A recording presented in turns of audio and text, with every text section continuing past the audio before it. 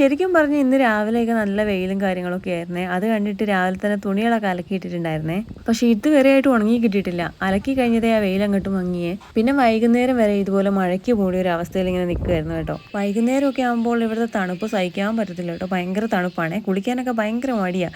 അതുകൊണ്ട് എന്നും വെള്ളം ചൂടാക്കിയേ കുളിക്കാറില്ലേ. അപ്പോൾ ഞാൻ തലയിൽ കുറച്ച് എണ്ണയൊക്കെ കമത്തിയിട്ടുണ്ടേ. തലയിൽ ഇപ്പോൾ എണ്ണ തേച്ചിട്ടുണ്ടെങ്കിൽ വെളിച്ചെണ്ണയൊക്കെ ഇങ്ങനെ തലയിൽ കട്ട പിടിച്ചിരിക്കും കേട്ടോ. അതുമാതിരി തണുപ്പാണേ. വൈകുന്നേരം അങ്ങോട്ട് ആകുമ്പോഴത്തേക്കും നല്ല രീതിയിൽ തണുപ്പാവും കേട്ടോ. ശരിക്കും എനിക്ക് തണുത്ത് വിറയ്ക്കുന്നുണ്ടേ. അതിൻ്റെ കൂടെ ഇന്ന് എന്താണെന്നറിയത്തില്ല, ഭയങ്കര കാറ്റുമുണ്ടേ. ചുറ്റുവട്ടം മൊത്തം മരങ്ങളായതുകൊണ്ടേ മൊത്തം കരിയിലയായിരിക്കും കേട്ടോ നമ്മുടെ മുറ്റത്ത്. നല്ല രീതിക്ക് കാറ്റുണ്ടേ. ഡാലിയേൻ്റെയൊക്കെ 2 കൊമ്പ് ഒടിഞ്ഞു പോയിട്ടുണ്ടേ. അതിനിടയ്ക്ക് ഇതാ മഴ ചാറാൻ തുടങ്ങി. അമ്മ പറഞ്ഞ് വേഗം തുണികളെടുക്കുക, അത്യാവശ്യം ഉണങ്ങിയതാണ്, ഇനി നാളെ വെയിലത്തിടാമെന്ന്. അങ്ങനെ തുണികളൊക്കെ ഓടിപ്പോയി ഞാൻ എടുത്തേ. അധിക നേരമൊന്നും കാണത്തില്ല കേട്ടോ. കുറച്ച് നേരം കഴിയുമ്പോൾ വീണ്ടും പഴയ അവസ്ഥയിലോട്ടാവുമേ.